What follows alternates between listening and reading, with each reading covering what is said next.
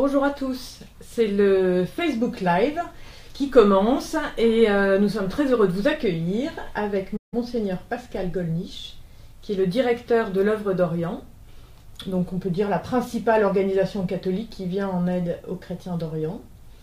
Et vous allez donc pouvoir en direct répondre aux questions des internautes qui vous regardent depuis la page Facebook de la Croix.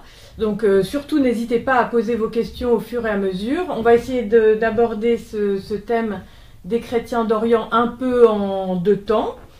Donc d'abord en essayant de décrire un peu la situation actuelle dans sa complexité, sa diversité selon les pays, etc. Et puis ensuite dans un deuxième temps, d'aborder plutôt la question de l'avenir des chrétiens au Moyen-Orient, la manière de les aider, voilà. Donc n'hésitez pas à intervenir sur tous ces sujets.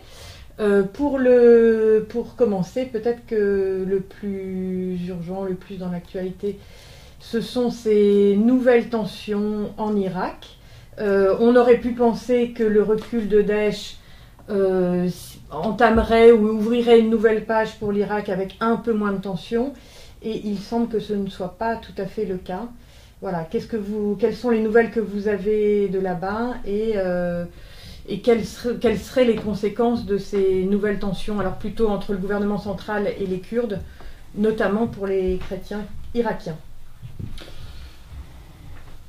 Le Daesh, comme tout le monde le sait, s'est donc installé dans la région durant 3 ans, en Irak et encore plus en Syrie. Et donc, on a mis beaucoup trop de temps pour le déloger.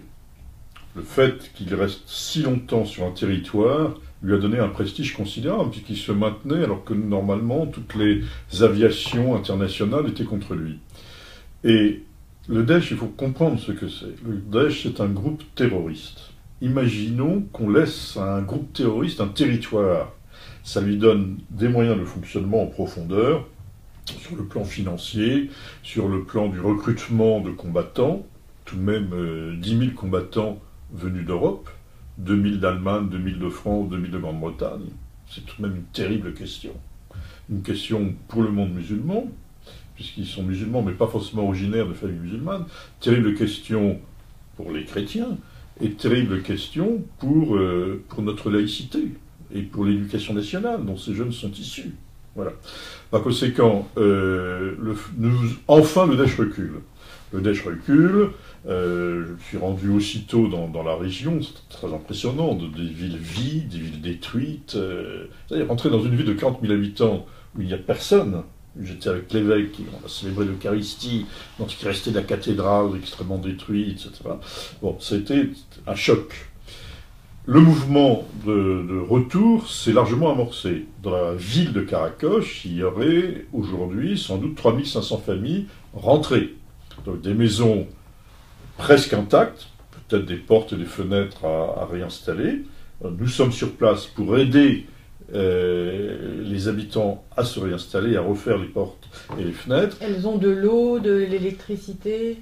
Elles ont de l'eau et de l'électricité, même si ce n'est pas forcément de l'électricité sur 24 heures sur 24, mais hélas, c'est parfois le cas dans la région. Mais on a réouvert les routes, l'eau, l'électricité. Il y a des maisons totalement détruites. Bon, évidemment, il faudra les reconstruire à un moment, mais pour le moment, c'est pas l'urgence immédiate. Et il y a des maisons abîmées. Parce que parfois le Daesh a incendié de l'intérieur les maisons, donc les murs sont noircis, mais la structure est intacte, et donc c'est cette dernière catégorie qu'il faut que nous réhabilitions d'urgence. Alors, Mossoul libéré, je me suis rendu à Mossoul au mois de juillet avec le patriarche Sacco et avec des évêques de France. La partie est fonctionne, la partie ouest est durement détruite, mais remettre des familles chrétiennes à Mossoul en ce moment, c'est prématuré. Un moment viendra, un jour viendra. Pour le moment, ce serait prématuré. Donc, c'était la question de la plaine de Ninive. Et le problème kurde, bon, cette marche vers l'indépendance, ce référendum vers l'indépendance était sans doute prématuré. Finalement, tout le monde En même temps, on pouvait s'y attendre. Enfin, tout le monde savait que c'est un désir des Kurdes. Mais vous savez, c'est un désir des Kurdes depuis très longtemps. Vous savez, le traité de Sèvres qui aurait dû être appliqué au moment de la chute de l'Empire ottoman prévoyait la création d'un État kurde.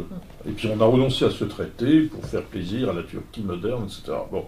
Donc évidemment, il y a une aspiration à avoir un État. Sur le plan moral, on voit mal pourquoi les Kurdes seraient le seul peuple de la Terre à être par nature privé d'un État. Ça, il n'y a pas que la morale, c'est de la politique, et il y a des choses qui sont faisables ou pas. Et pour le moment, ils jouissaient d'un statut d'autonomie extrêmement important, puisqu'ils géraient leur aéroport international, ils géraient leurs frontières, notamment avec la Turquie.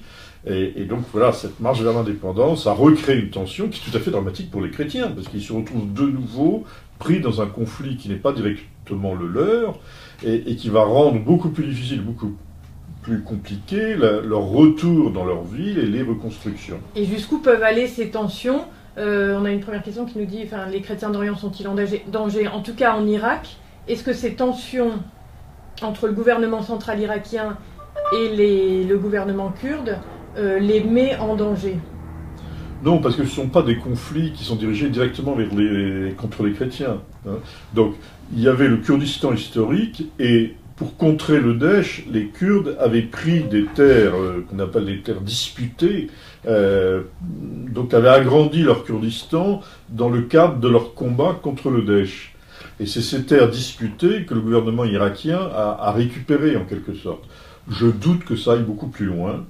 Je vois mal quand même le gouvernement irakien envahir le Kurdistan historique, ce que Saddam Hussein aurait voulu faire, ce dont il a été empêché par les Américains, mais il avait quand même, je me permets de le rappeler, gazé 3000 villages dans le nord de l'Irak. 3000 villages dont les habitants, les familles, les enfants ont été gazés par l'aviation de Saddam Hussein.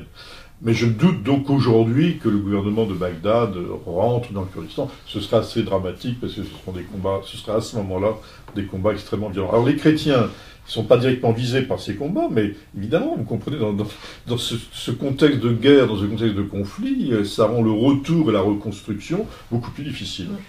Et alors, question aussi d'un internaute, est-ce qu'ils peuvent en Irak toujours recréer des liens de confiance là, dans cette situation actuelle? Alors, j'ai lu hier le message du patriarche Sako qui appelle à une réconciliation nationale, ce qu'il avait déjà fait. Est-ce que ça peut être une force ou une voie entendue pour aller vers cette réconciliation après Daesh? Tout à fait. Moi, je crois qu'il faut être derrière le patriarche Sako, il faut entendre ses messages et essayer de desservir. Ou par conviction, c'est normal qu'un chrétien veuille travailler à la réconciliation, ou par stratégie, car il n'y aura pas d'avenir pour les chrétiens en Irak sans un certain lien avec des musulmans, qu'on le veuille ou non. Ils sont une petite minorité au milieu d'un pays majoritairement musulman.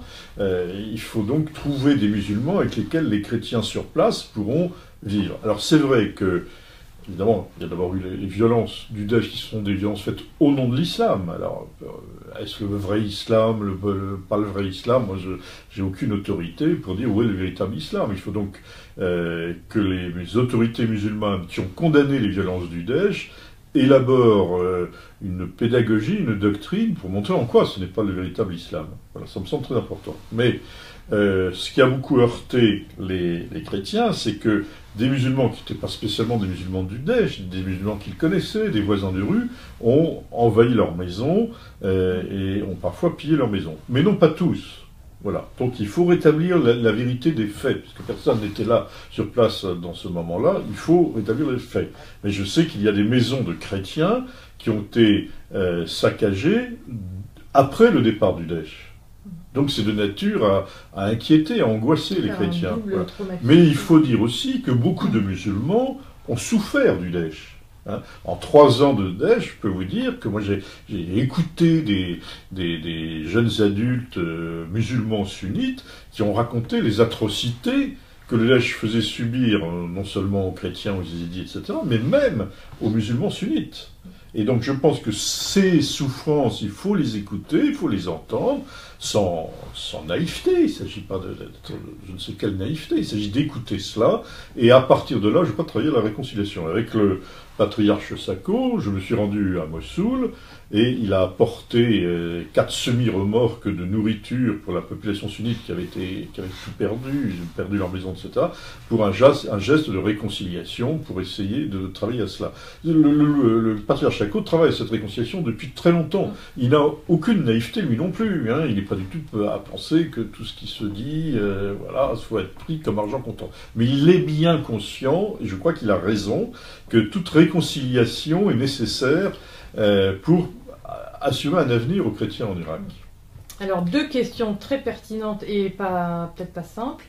Le rôle de la jeunesse chrétienne dans cette réconciliation, est-ce que dans les multiples Irakiens que vous avez rencontrés lors de vos séjours sur place, est-ce que vous sentez que la jeunesse chrétienne a envie de participer à cette réconciliation? Est-ce qu'elle est en état de le faire?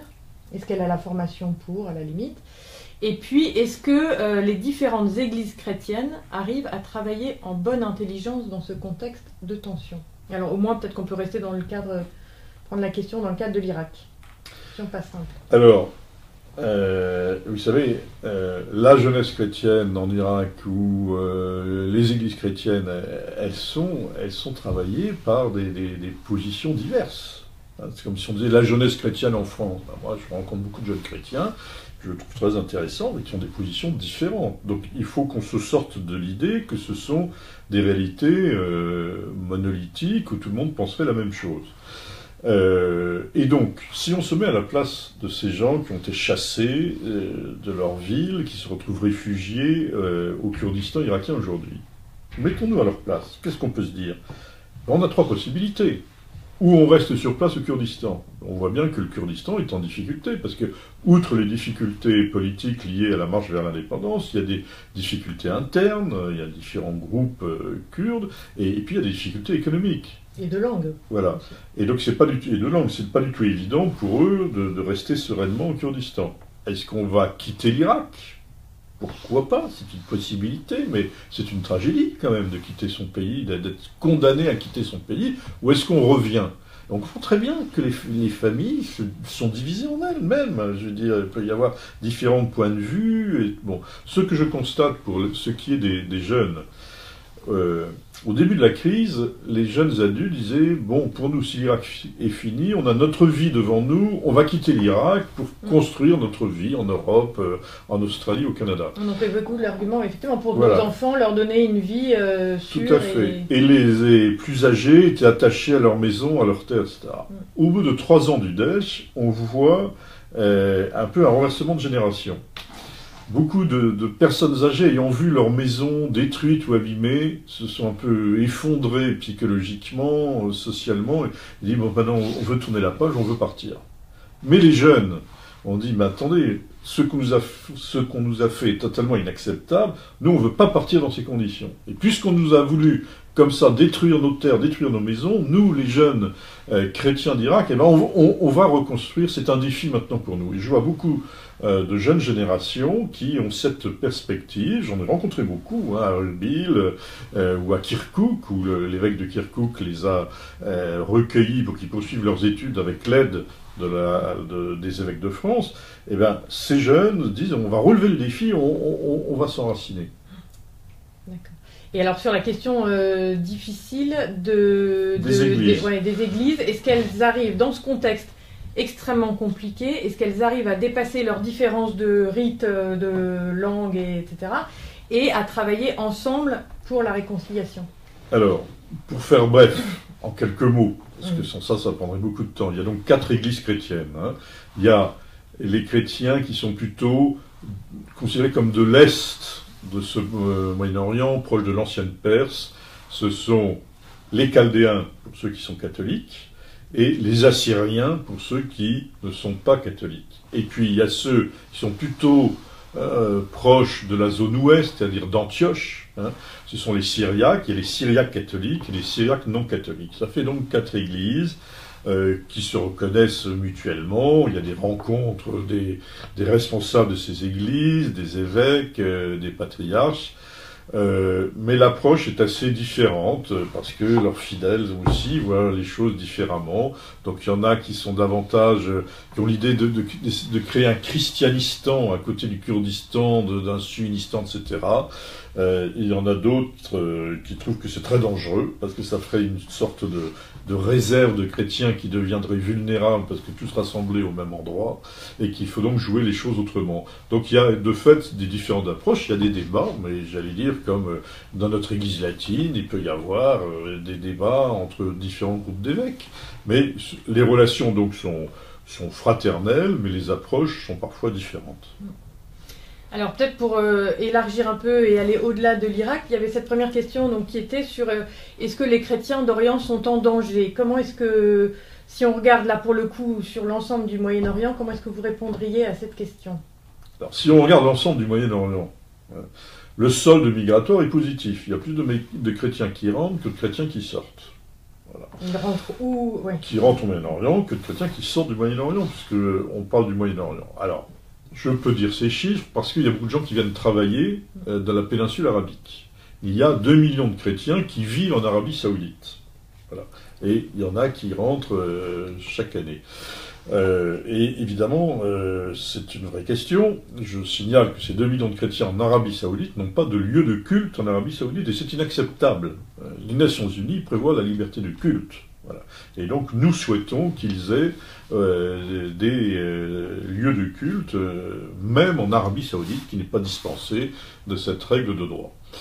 Dans les autres pays de la péninsule arabique, même s'il n'y a pas une pleine liberté, il y a tout de même des églises catholiques dans chacun de ces autres pays. Voilà. Qui sont des églises qui sont très fréquentées, où il y a beaucoup de messes qui se succèdent, etc. Alors évidemment, là où c'est plus difficile, c'est notamment en Syrie et en Irak. Et oui, en Syrie et en Irak, il y a un danger de disparition de ces églises. C'est un risque. Un risque extrêmement grave pour ces églises, pour les fidèles, mais qui est grave aussi pour ces pays. Si les chrétiens disparaissent de l'Irak, disparaissent de la Syrie, ou même venaient à disparaître de l'Égypte, où ils sont tout de même 10 millions environ, ce serait dramatique pour ces pays-là. Parce que si les chrétiens disparaissent, les autres minorités disparaîtront. Ça veut dire que le groupe majoritaire deviendra un groupe exclusif, ça veut dire qu'il y aura un espèce de raidissement nationaliste violent qui se développera, puisque plus aucune minorité viendra le tempérer, et ça fera une guerre entre ces pays dans les années qui suivront, j'en suis absolument convaincu. Donc la présence des chrétiens en Syrie et en Irak est menacée, mais la présence des chrétiens en Syrie et en Irak est nécessaire pour assurer la paix dans la région. La paix dans la région, puisque ce sont d'abord des minorités cultivées, ce sont des minorités de paix, ce sont des minorités qui sont au service de l'ensemble de la population dans leurs écoles et dans leurs hôpitaux, dans leurs centres de soins, et ce sont des gens de médiation. Si on prend le Liban, par exemple, s'il n'y avait plus de chrétiens au Liban, il n'y aurait plus de Liban. Car on ne peut pas faire un Liban sans les chrétiens où il n'y aurait que des sunnites, des chiites et des druzes. Ça exploserait.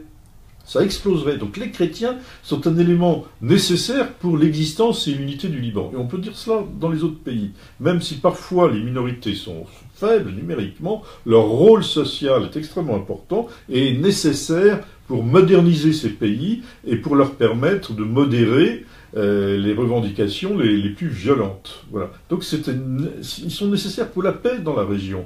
Et ce Proche-Orient, c'est la Méditerranée, c'est notre village. Si on regarde le monde dans son universalité, la Méditerranée, c'est notre village. S'il y a une guerre dans le sud et l'est de la Méditerranée, l'Europe sera nécessairement partie prenante dans ce conflit. Et nous ne pourrons plus vivre en paix. Est-ce que finalement, cette crise qui dure malheureusement au Moyen-Orient, et dont les chrétiens sont des victimes parmi d'autres, n'est pas l'occasion finalement, en Europe en tout cas, de redécouvrir l'importance de cette présence chrétienne dans la région et d'une forme de mobilisation? Comment est-ce que vous voyez évoluer les choses de ce côté-là, au moins dans la prise de conscience, et puis après peut-être qu'on pourra étudier de manière plus approfondie les différentes pistes d'aide possibles? Vous savez, beaucoup de chrétiens en Orient, et d'évêques aussi, me disent notre confrontation avec les musulmans, nous ont obligés à garder et à creuser notre foi. Je pense que c'est aussi quelque chose qu'on peut observer en Occident. Je vois beaucoup de chrétiens qui sont en train de se dire, face au monde musulman, finalement moi, je suis chrétien, mais peut-être pas très pratiquant, peut-être un peu sociologique, non, finalement, je ne peux pas en rester là, il faut que je creuse. Qu'est-ce que ça veut dire d'être chrétien aujourd'hui? Et qu'est-ce que ça veut dire d'être chrétien? Ça veut dire d'être fidèle au Christ, voilà. Et donc, à nous tous est posée la question de notre fidélité au Christ. Mais est-ce que la prise de conscience est seulement celle des chrétiens en Europe, ou elle est plus large que ça? Elle est plus large que ça. Je crois que nous sommes en train de redécouvrir que ces chrétiens d'Orient, y compris les catholiques d'Orient, qui ne sont pas des latins, mais qui sont des chaldéens, des syriaques, des arméniens, des maronites, des coptes, enfin des malabars. Il y a en ce moment à Paris le cardinal qui est l'archevêque majeur, le chef de l'église syro-malabar, vous voyez, qui parle parfaitement français. J'ai dîné hier soir avec lui, il parle parfaitement français. Donc ce sont des gens qui connaissent très bien la France. Ils connaissent très bien la France et généralement ils connaissent le français. Voilà. Eh bien, je crois que ce sont des communautés qui aident l'Église catholique à être catholique. Voilà. Ce qui nous ouvre. Moi, je suis un prêtre latin, j'ai envie de rester un prêtre latin, même si j'ai une barbe, je ne veux pas jouer à l'oriental, je suis latin, je suis du diocèse de Paris, mais les orientaux m'aident à m'ouvrir à une véritable catholicité, faite des latins, des byzantins d'Europe de l'Est, bien sûr, mais pas que. C'est aussi tous ces chrétiens du sud de la Méditerranée, dont certains sont de culture sémitique, donc très proches de la culture du Christ et des origines christiques de notre foi. Alors, peut-être que maintenant on peut entrer dans cette deuxième phase de comment les aider au mieux.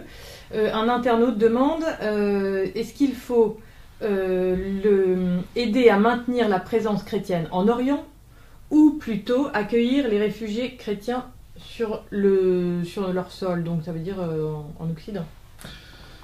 Il faut avant tout les aider à rester sur leur sol s'ils le souhaitent. C'est-à-dire que nous ne donnons pas de directives, nous n'avons aucune autorité pour cela. C'est pas à nous de dire aux familles, vous devez partir, vous devez rester. Si j'étais père de famille en Orient, je ne sais pas très bien ce que je ferais avec mes enfants, vous voyez. Donc, nous ne leur donnons pas de directives, nous leur disons, si vous voulez rester, nous sommes à vos côtés. Et évidemment, nous souhaitons qu'ils restent. Voilà. Ceux qui doivent partir parce qu'ils ont des malades, ils ont particulièrement souffert, ou ils sont particulièrement pourchassés par des opposants, ou ils ont de la famille déjà, par exemple en France, nous devons aussi les aider à venir. Mais je pense qu'il ne faut pas créer un appel d'air qui serait quelque peu artificiel. Vous voyez, moi parfois je vois des amis, des chrétiens en Orient qui rêvent un peu la vie du migrant. Ils s'imaginent que dès qu'on est en France, on a une maison, on a des revenus, etc. La vie du migrant est plus complexe. Voilà. Mais ce que je crois, c'est qu'on ne peut pas résoudre les problèmes de l'Orient en disant les chrétiens ont qu'à quitter leur terre. Excusez-moi de ce parallèle qui est toujours un peu dangereux, que je dis avec un immense respect. Imaginons que durant la Seconde Guerre mondiale, on ait dit « Ah oui, il y a un problème avec les nazis. Il y a une solution, c'est que les Juifs quittent l'Europe. » Sous-entendu, comme ça, le problème serait réglé. Vous voyez, bien sûr, il fallait sans doute aider les Juifs pourchassés par les nazis à quitter l'Europe pour aller se réfugier ailleurs. Mais dire que c'est ça la solution, ça n'aurait rien réglé du tout. Il y avait un problème qui était le nazisme. Et donc, le départ des chrétiens ne réglerait en rien le problème des tensions dans ces pays-là, mais au contraire les exacerberait. Par conséquent, ce qu'il faut, c'est que ces chrétiens puissent rester chez eux, mais pas à n'importe quelle condition. Personne n'a vocation à martyr, surtout quand on est parent avec ses enfants. Donc la question, c'est, en fait, ils désirent rester. C'est leur pays. Quand ils disent je veux partir... Ils désirent rester à condition d'avoir la sécurité. Voilà. Quand ils disent je veux partir, vous savez, moi, quand ils étaient chassés de la plaine de Ninive, ils étaient sur les trottoirs, il faisait 40 degrés dans la journée, voire plus. Et il y avait des gens qui les interviewaient en disant « Vous voulez quitter l'Irak ?» Je disais « Ah oui, je voudrais bien quitter l'Irak. » Bien sûr, quand ils disent « Je veux rester », il faut passer du temps avec eux. Pas simplement quelques instants, pas quelques secondes. Il faut passer du temps avec eux. Et à ce moment-là, ils disent « Oui, je veux partir parce que je ne crois plus que je puisse rester. » Alors évidemment, si on ne peut plus rester, on a envie de partir. Donc, Mais leur désir, leur désir le plus profond, c'est de rester. Et par conséquent, la question qui est posée à tous, à eux et à nous, c'est que dans quelles conditions peuvent-ils rester de sécurité, de développement économique, de pleine citoyenneté, de dignité et d'avenir. Voilà. Et il faut que cette sécurité, c'est pas simplement assurer leur sécurité dans les mois qui viennent, hein, mais assurer leur sécurité dans les années qui viennent. C'est-à-dire qu'il ne faut pas qu'ils vivent une telle crise tous les 15 ans. Il faut qu'ils partent. Si on ne peut pas leur garantir une sécurité en profondeur, une sécurité d'avenir. Et il y a quelque chose qui est tout de même inquiétant dans la plaine de Ninive, c'est que il y a donc des milices chiites, voire parfois des milices chiites iraniennes, et nous sommes très attentifs à ce que ce ne soit pas l'occasion que les villes chrétiennes, les quartiers chrétiens, cette fois-ci, soient menacés non pas par les Kurdes, non pas par le Daesh, mais par des milices chiites qui en profiteraient pour gagner du terrain. Donc il faut vraiment trouver, avec les autorités de Bagdad, j'ai rencontré le Premier ministre d'Irak lors de son passage à Paris, il faut vraiment remplir les conditions pour que ces chrétiens se réapproprient les terres qui sont les leurs, et dans la durée, pas simplement dans le court terme. Donc ce que vous dites, c'est que dans l'aide, il y a toute une dimension politique, géopolitique importante. Un internaute vous demande « Comment avez-vous perçu l'aide des associations et des politiques? Est-elle à la hauteur de vos espérances? Quel progrès reste-t-il à faire ?» Alors, dans la plaine de Ninive, c'est-à-dire dans les environs de Ninive, hein, c'est de Mossoul, voilà. Ninive et Mossoul, c'est pratiquement la même ville. Donc dans ces villes des environs de Mossoul, où il s'agit de faire revenir les chrétiens, les structures civiles se sont un peu effondrées. On en parlait hier soir avec le cardinal Encheri, l'archevêque Syro-Malabar, et quelqu'un disait à juste titre, c'est un peu comme à la chute de l'Empire romain. Les structures de l'Empire romain sont effondrées, et en Occident, il ne restait plus que les structures de l'Église. On a l'impression un peu de cela. C'est donc l'Église qui est en première ligne pour les reconstructions. Ce sont les prêtres à Karakoche, à Karamlez, dans les autres villages, qui assurent cette reconstruction. Donc il fallait faire un état des lieux, il a été fait. Ensuite, il faut se répartir entre associations et organisations le travail. C'est en train de se faire. Donc il y a différentes organisations. Aucune n'a le monopole de l'action, ni l'œuvre d'Orient, ni d'autres. Et nous nous répartissons entre nous ce travail à faire avec un soutien de fonds internationaux. Donc, et alors je pense que la question vise plutôt, là en l'occurrence, les associations et les politiques à l'étranger. Est-ce que la mobilisation, alors en tout cas pour ce qui est de la France, oui, je crois... est à la hauteur de vos espérances?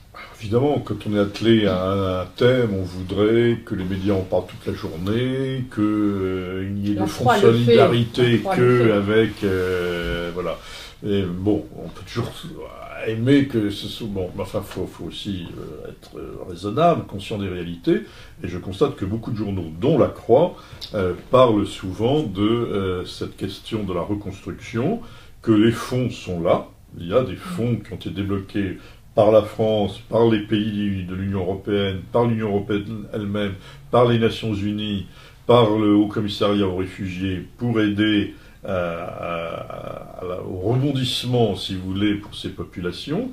Donc les fonds sont là, le travail est devant nous. La vraie difficulté n'est pas là, il y a les moyens, ça faut que ça se fasse, ça prend du temps, on ne peut pas reconstruire des milliers de maisons comme ça en quelques semaines. Mais je crois que les moyens sont là, évidemment, j'aimerais toujours qu'il y en ait davantage, enfin, les moyens sont là. La vraie question, c'est la sécurité à long terme et quel sera le statut administrativo-politique pour ces villes. Est-ce qu'elles vont dépendre de Bagdad? Est-ce qu'elles vont dépendre d'un gouverneur sunnite à Mossoul? Est-ce qu'elles peuvent être autonomes? Est-ce qu'elles vont dépendre des Kurdes? Ça semble plutôt en retrait avec les événements de ces derniers jours. Nous souhaiterions non pas qu'il y ait un christianistan, encore une fois, où il y aurait comme une réserve de chrétiens qui seraient là, qui deviendrait du coup une cible, qui deviendrait très vite menacée, mais bien plutôt une zone où les chrétiens, les villes chrétiennes ont une autonomie suffisante, puisque les thèmes de l'autonomie sont à la mode en ce moment, qu'ils aient une autonomie suffisante dans le cadre de l'État irakien, pour gérer les populations et les villes dont ils sont responsables. Alors, donc, toujours dans la question de leur avenir, là on a vu peut-être le côté plus politique. Il y a aussi la question que vous avez abordée tout à l'heure, qui est celle de la responsabilité des leaders musulmans dans la région sur le type de discours qu'ils diffusent, et donc sur notamment au sujet des minorités, entre guillemets. Il y a un internaute qui pose une question à ce sujet. Comment repenser avec lucidité les relations interreligieuses, notamment l'islam? Alors il dit parfois trop complaisantes ou naïves. Donc j'imagine que là, il pense plutôt à ces relations, il vise des relations qui seraient nouées en France, parce qu'on ne peut pas imaginer qu'au Moyen-Orient, elles soient complaisantes ou naïves. Est-ce que nous, la manière dont on dialogue ici peut avoir un impact, en gros, sur le dialogue et les relations entre musulmans et chrétiens là-bas? Bien sûr, et inversement. C'est-à-dire que, comme je l'ai dit, quand les chrétiens font 1%, 3%, 5%, 7% de la population dans une société sans cela musulmane, à 90-93%, l'avenir des chrétiens passe nécessairement par des relations avec des musulmans. Voilà, avec des musulmans. Et des musulmans le souhaitent. Mais il y a aussi des musulmans qui sont pris dans une idéologie violente, djihadiste, salafiste, qui voudraient exclure les chrétiens ou les réduire encore plus à des citoyens de deuxième ordre. Par conséquent, il y a une question qui est posée dans la société musulmane. Que veut la société musulmane? Est-ce que certains sont prêts à travailler avec des chrétiens, d'autres veulent chasser les chrétiens? Il faut que ça se clarifie. Voilà. Le problème de ce fondamentalisme est antérieur au Daesh, c'est-à-dire que déjà à Mossoul, il y avait ces tensions d'une idéologie extrémiste qui fragilisait les chrétiens, et donc déjà beaucoup de chrétiens avaient quitté Mossoul bien même avant l'arrivée du Daesh. Donc pour que les choses peuvent se faire, d'abord il faut que ces sunnites ne se sentent pas menacés. Par conséquent, il faut que les autorités de Bagdad, qui sont chiites, laissent à ces sunnites suffisamment d'espace pour qu'ils ne se sentent pas menacés et donc par peur, par angoisse, versant dans je ne sais quelle idéologie violente. Vous savez, le djihadisme violent, il naît de la peur, il naît de l'inculture, car il y a beaucoup de gens qui sont complètement sous-cultivés, y compris dans la connaissance de l'islam, et il naît de la peur. Voilà. Supprimons la peur, faisons progresser la culture, on aura déjà avancé beaucoup de choses. Voilà. Donc, et nous alors, qu'est-ce qu'on peut faire? Et donc, il nous faut donc parler. Donc, que voulez-vous, vous les musulmans, par rapport à tout cela? Et en France aussi, ce qu'on appelle le dialogue. Je voudrais quand même m'arrêter quelques instants, si vous me permettez, sur cette affaire de dialogue. Je suis même inquiet en France d'entendre dire « Ah, mais le dialogue, surtout pas, parce que si vous dialoguez avec quelqu'un, ça veut dire que vous n'êtes pas sûr de vos convictions, ou que vous voulez vous rapprocher des convictions de l'autre. » Enfin, je peux parler avec un musulman, ça ne veut pas dire que j'ai envie de devenir musulman. Je suis catholique, je suis chrétien, je suis prêtre, j'ai pas du tout envie de devenir musulman. Mais est-ce que je peux quand même parler avec un musulman? Est-ce que je peux quand même lui dire, explique-moi, quand tu pries, qu'est-ce que tu fais? Quand tu dis que tu crois en Dieu, c'est qui ton Dieu? Et quand tu dis que on va agir ensemble, qu'est-ce que c'est que cette action possible, etc. Est-ce qu'on peut se parler sans forcément qu'on soit accusé de manquer de foi dans nos convictions? C'est quand même, excusez-moi, tout à fait inquiétant intellectuellement de voir que certains s'imaginent que dès qu'on parle avec un autre, ça veut dire qu'on n'est pas sûr de ses convictions. Je suis tout à fait convaincu de mes convictions chrétiennes, même si je suis qu'un pauvre pécheur, je n'ai pas du tout envie de quitter mes convictions chrétiennes, c'est pas à cause de ça que je vais arrêter de parler avec un non-chrétien.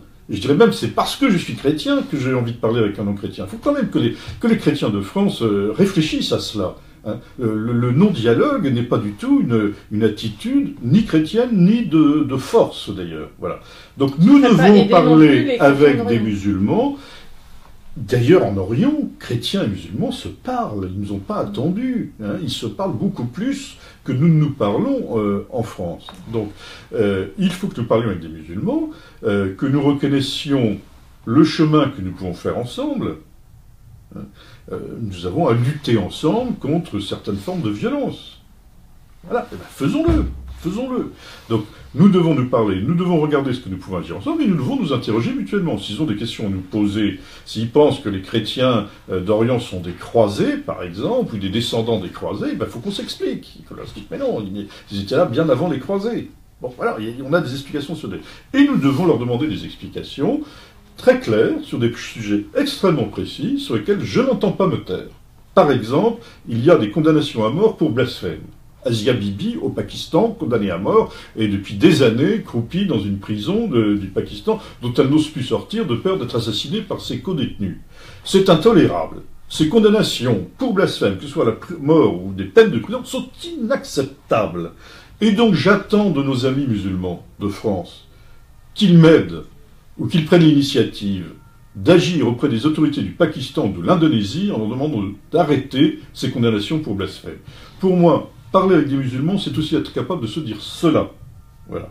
De même que parfois, je vois certaines mairies, pour un mariage civil à la mairie, qui demandent un certificat de coutume pour faire un mariage entre une Marocaine et un Marocain. Le certificat de coutume, c'est ce qui prouve qu'on est musulman. En quoi ça concerne les mairies ?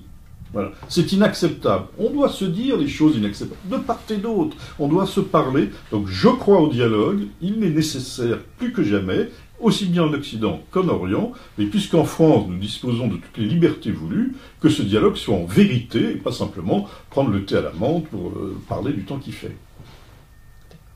Moi, là, vous nous avez fait une précision ferme et vibrante sur une des modalités de les aider. Donc, y compris par le dialogue. Il y avait une question tout à l'heure qui est apparue sur une autre piste possible d'action. Vous étiez interrogé sur les partenariats ou jumelages du type de celui qui a été noué entre le diocèse de Lyon et celui de Mossoul. À quoi ça peut servir concrètement? Est-ce que c'est utile? Est-ce que c'est une bonne manière d'agir? Bien sûr, alors vous savez, il y a plusieurs formes, il y a des partenariats, il y a des parrainages, il y a des jumelages, et l'intérêt, je crois, de ces réalités, c'est quand ça met au plus près du terrain les gens en relation. Ça veut dire peut-être les membres d'une paroisse, ou même les membres d'une famille, en lien avec une autre famille, en lien avec une autre paroisse. Et ce jumelage souhaité par le cardinal Barbarin avec les diocèses de Mossoul, il y a donc un diocèse syriaque et un diocèse chaldéen, ont été l'occasion d'échanges fructueux, de rencontres d'évêque à évêque, de prêtre à prêtre, de fidèle à fidèle. Donc, je crois que c'est tout à fait positif. Mais il faut que ce soit cadré, c'est-à-dire que je préconise qu'il y ait vraiment une charte qui définisse que l'un et l'autre attendent de telles structures. Sans ça, il y aura des gens qui seront frustrés. Voilà. Est-ce que ça peut revêtir l'idée d'une coopération économique? Il faut le dire. Ici, on ne le pense pas, il faut le dire aussi. Voilà. Donc il faut qu'il y ait une charte qui cadre bien cette action, ce que chacun en attend, et aussi qui stipule combien de temps ça va durer. Parce que parfois, on crée des réalités comme celle-là, c'est sans fin. Alors, quand même, au bout d'un temps, de 10 ans, de 15 ans, il y a de nouveaux évêques, de nouveaux curés, de nouveaux fidèles qui ont peut-être d'autres centres d'intérêt, et ça se termine un peu mal. Voilà, vous pensez plus à nous. Ah bah oui, mais maintenant on est jumelé avec l'Amérique latine. Voilà. Donc il faut, je crois, se donner une durée, se donner des objectifs.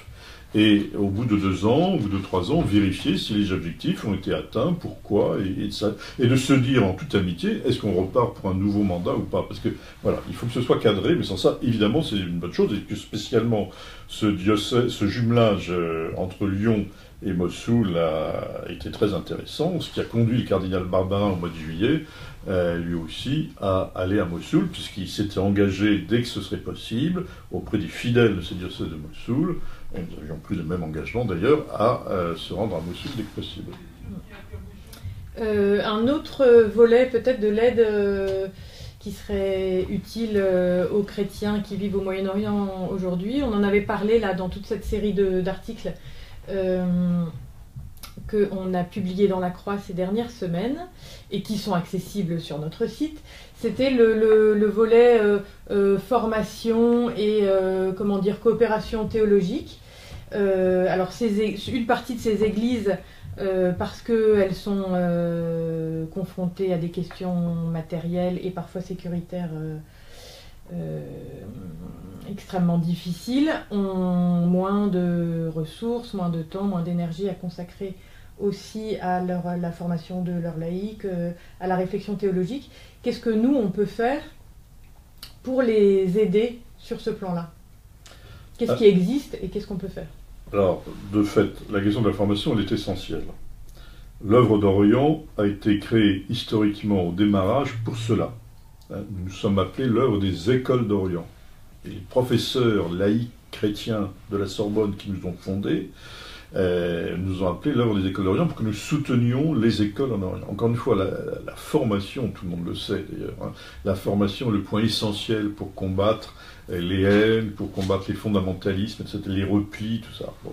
Donc la formation est tout à fait essentielle, et bien sûr la formation à la base, donc les écoles que nous soutenons. Hein, l'œuvre d'Orient aide des centaines de milliers d'élèves, notamment qui ont un enseignement en français, je le signale, pas en Irak, mais même en Syrie, au Liban, en Égypte, en Turquie, il y a des écoles francophones qui donnent un enseignement en français, pas simplement qui appellent le français comme une langue étrangère, et j'espère que nous rendrons cela plus lisible et nous dirons plus clairement les besoins de ces écoles francophones qui parfois sont oubliés de ceux qui devraient les aider. Mais la formation générale est importante pour former des formateurs, pour former des cadres, pour la formation des séminaristes, des religieuses, pour la formation permanente des prêtres. L'œuvre d'Orient accorde, grâce à la générosité de nos donateurs, 60 bourses pour des prêtres ou des religieuses d'Orient qui viennent étudier en France. 60, c'est pas mal quand même, hein, et qui viennent étudier à Paris, à Lyon, à Toulouse, ou d'autres endroits encore.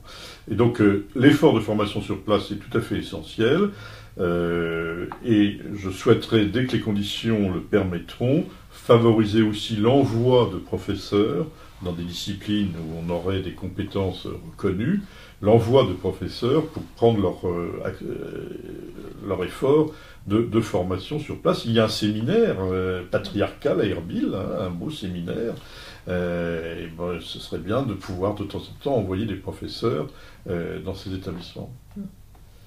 Est-ce que dans cette phase de crise actuelle, est-ce que vous recevez des propositions d'aide alors de catholiques ou de non-catholiques, mais qui veulent aider? Est-ce que c'est quelque chose de nouveau? Est-ce que vous arrivez à répondre en fait, à ces propositions d'aide? Alors, d'abord, nous menons des centaines d'actions. Hein. Nous ne pouvons pas toutes les mettre sur notre site internet parce que ce serait trop long. Mais enfin, je rappelle que l'œuvre d'Orient soutient 1200 projets de terrain auprès des églises orientales. Et que ce sont toujours des projets exprimés par les chrétiens d'Orient. Donc ce n'est pas nous qui avons notre projet en Orient. Ce sont les projets des chrétiens d'Orient. Nous regardons, nous instruisons les dossiers, et avec un comité à l'œuvre d'Orient, nous prenons les décisions de l'aide. Donc 1200 projets. Parfois je vois un évêque oriental qui me dit alors où en est mon projet? Je dis, écoutez, je vous répondrai demain parce que j'ai pas en tête les 1200 projets que nous aidons, qui sont des projets de terrain. Hein, ce sont des petites paroisses rurales, ce sont des petites écoles, c'est vraiment des choses de terrain. Hein. Nous ne faisons pas des très grands projets. Hein. Nous ne faisons pas un hôpital de 5 étages avec 3 blocs opératoires, des parkings, etc. Parfois, nous avons des associations amies qui savent faire cela. Nous sommes sur le terrain, au plus près des besoins, des petites paroisses, des religieuses, ces 2-3 religieuses qui tiennent une école en Haute-Égypte. Voilà, c'est ça que nous aidons. Alors, une des modalités de cette aide, c'est d'aller en Orient. Et nous faisons ça depuis très longtemps. Ça fait des années que, notamment avec l'aide de nos amis de la délégation catholique à la coopération, nous finançons la présence d'adultes en Orient. C'est quelque chose que nous accentuons parce que ça correspond aussi à une génération de jeunes adultes qui est peut-être plus proche, plus près que ma génération, à prendre 6 mois, 1 an dans leur cursus, fin d'études ou pas, pour aller passer 1 an en Orient. D'ailleurs, c'est très intéressant qu'un certain nombre d'autorités académiques, d'universités, de grandes écoles valide souvent ce type d'expérience dans l'obtention du diplôme final. Donc oui, nous avons 80 candidats actuellement qui se sont adressés à nous pour partir. Alors évidemment, dans ces candidats, il faut voir comment ça prend la place dans la vie de chacun. Hein. Un étudiant qui aurait raté ses 3 premières années de droit, on peut peut-être partir en Orient, ça pourra peut-être le remettre devant certaines réalités, mais peut-être qu'il faut lui dire résous d'abord ton problème d'examen à l'université, puis après ça tu penseras peut-être à autre chose. Voilà. Donc ça ne se fait pas comme ça, on n'envoie pas un adulte en Orient comme ça, sans préparation, sans formation, sans discernement. Voilà. Et on n'envoie des adultes à l'œuvre d'Orient que sur 2 critères. Un critère qui est celui du besoin de la communauté vers laquelle il est envoyé. Donc on ne va pas en Orient comme ça pour faire du tourisme. On va en Orient parce que c'est un besoin précis, identifié d'une communauté qui a besoin d'un professeur de français, qui a besoin d'une infirmière, qui a besoin d'un jeune qui vient faire de l'informatique. Enfin bref, quel est le besoin? Et on essaie de répondre à ces besoins. Nous partons des besoins des communautés. Et deuxièmement, ce sont des impératifs de sécurité, bien sûr. On n'envoie pas un jeune adulte n'importe où. Et par exemple, nous refusons absolument à envoyer des jeunes adultes en Syrie aujourd'hui. La Syrie est un pays qui est encore en guerre, civile. Il y a eu la semaine dernière plusieurs attentats à Damas. Envoyer un jeune Français pour 6 mois, pour 1 an en Syrie, aujourd'hui, c'est quelque chose d'irresponsable. Nous le condamnons totalement. Nous ne voulons pas envoyer un jeune adulte en Syrie. Nous ne voulons pas non plus, d'ailleurs, nous amuser à faire un voyage de groupe en Syrie, même si c'est avec des intentions spirituelles, dans un pays qui est en guerre civile. Il faut de temps en temps être sérieux. Voilà. Je pense aussi, toujours dans cette préoccupation montante ou cette solidarité qui s'exprime aujourd'hui. Alors on comprend avec parfois des modalités bonnes et d'autres que vous jugez moins adaptées, moins souhaitables. Il y a cette grande exposition qui vient de s'ouvrir à l'Institut du monde arabe,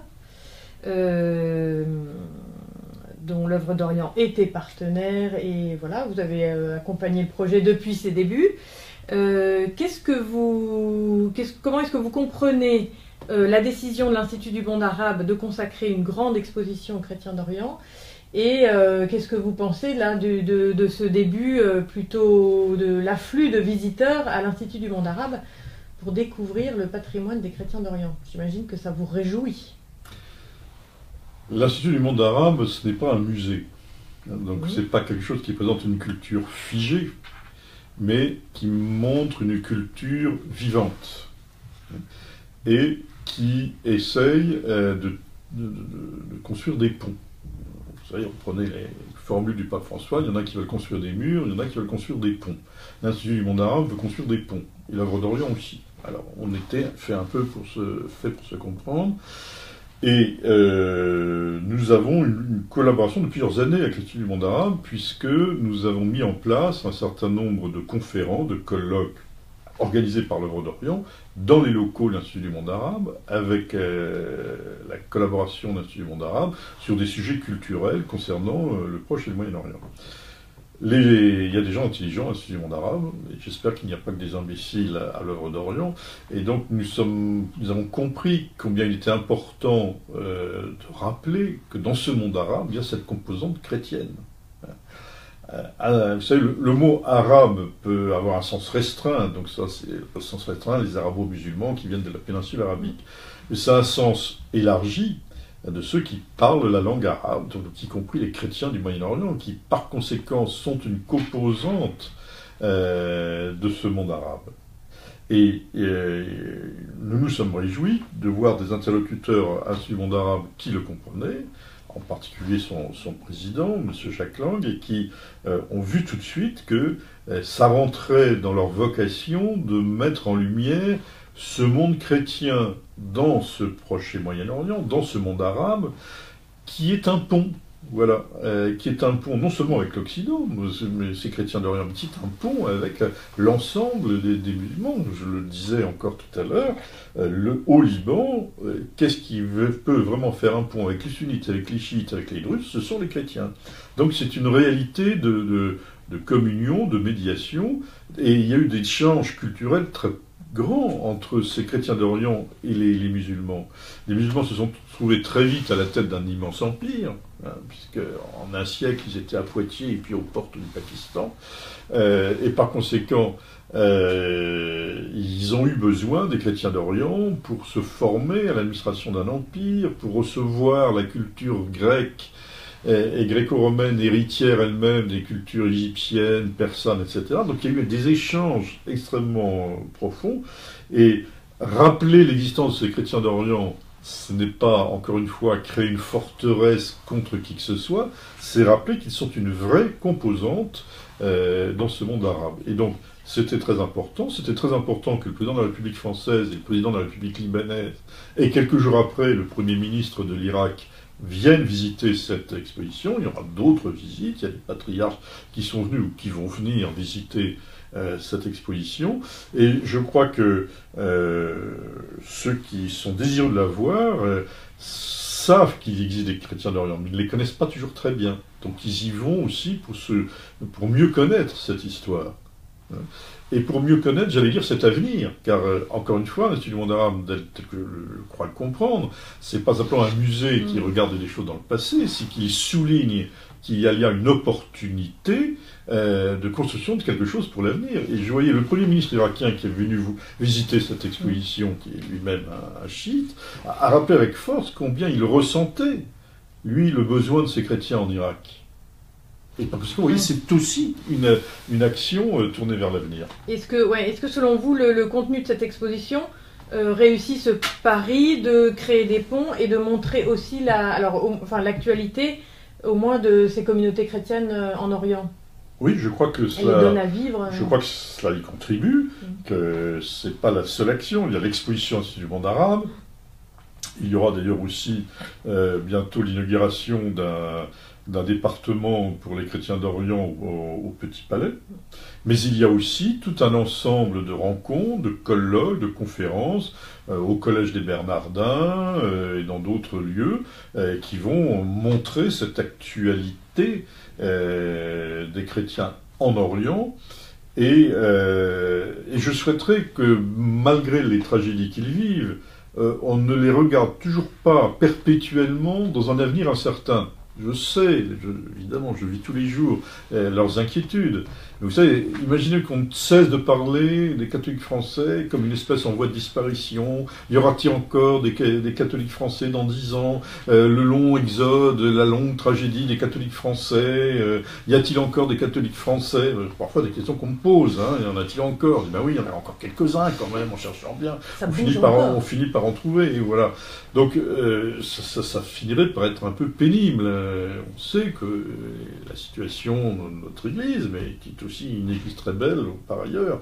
Bon, donc je voudrais qu'on arrête de parler, c'est un peu pour ça d'ailleurs que nous avons fait un prix littéraire de l'œuvre d'Orient, pour parler, pour récompenser ceux qui parlent des chrétiens d'Orient, pas uniquement en termes d'extinction, mais d'avenir. Je suis convaincu de cet avenir parce que même s'il y a des réalités de diaspora, donc il y a des chrétiens d'Orient qui sont en Amérique, en Europe, en Australie, ces communautés de diaspora doivent absolument s'articuler avec leur territoire historique. S'il n'y a plus de chrétiens dans le territoire historique, il n'y aura plus non plus de chrétiens dans les diasporas. Ils vont être récupérés par la latinité, etc. Ils vont perdre leur identité. Donc c'est pas à choisir entre les diasporas et les territoires historiques, c'est à tenir les deux dans une fécondité au profit de tous. Alors peut-être, ce serait une question mais là plus personnelle. Vous, comme directeur de l'œuvre d'Orient, qui visitez régulièrement ces communautés, qu'est-ce qui vous fait espérer, en dehors des questions géopolitiques, on sait toutes les questions qui se posent sur différents plans, ecclésiologiques, politiques, sécuritaires, etc. Qu'est-ce qui vous fait espérer? Beaucoup de choses. Tout d'abord, ce sont des fidèles qui ont la foi. Je veux dire, pour moi, ça suffit à me donner de l'espérance. Hein. Donc, c'est des gens de foi, c'est des gens qui ont préféré quitter leur maison parce qu'ils voulaient garder leur foi. Je pense souvent, je le dis de temps en temps, cette femme qui m'a frappé et qui m'a dit « Nous avons tout perdu, nous avons gardé l'essentiel, la vie et la foi. » Cette expérience-là, c'est un roc. Quand le Christ dit voilà, il faut écouter ma parole et la mettre en pratique, ça c'est la maison construite sur le roc, et bien ils construisent leur nouvelle maison, je dirais, sur le roc, même si certains ont voulu détruire leur maison de pierre, eux ils construisent leur vie sur le roc, leur foi. Deuxièmement, la vitalité de l'Église. L'Église en Orient, elle est pleine de vitalité, elle a des vocations, les églises sont remplies. Vous savez, je suis allé en Égypte peu après l'assassinat des Coptes au Sinaï, le dimanche des Rameaux. Comme je suis plus curé de paroisse, j'étais un peu libre, et donc le lendemain, j'ai décidé d'aller passer la Semaine Sainte aux côtés du patriarche copte catholique, patriarche Ibrahim, pour prier. J'ai trouvé des églises remplies, et remplies de jeunes. Il y avait des groupes scouts, en uniforme impeccable, hein, je veux dire, les scouts en Égypte. Bon. Il y avait une joie, bien sûr, ils étaient conscients de la tragédie, hein, mais ils avaient une joie de prier la Semaine Sainte. Bon. Donc, des églises dynamiques, actives, dans les écoles, dans les dispensaires, auprès des plus pauvres, auprès des personnes handicapées. Vous savez, la réalité de l'Arche de Foi et Lumière en Égypte, c'est considérable. J'ai participé à un pèlerinage de Foi et Lumière en Haute-Égypte. Ils étaient des milliers à faire leur pèlerinage. Donc c'est une église dynamique. Troisièmement, ce sont des gens qui croient à la famille.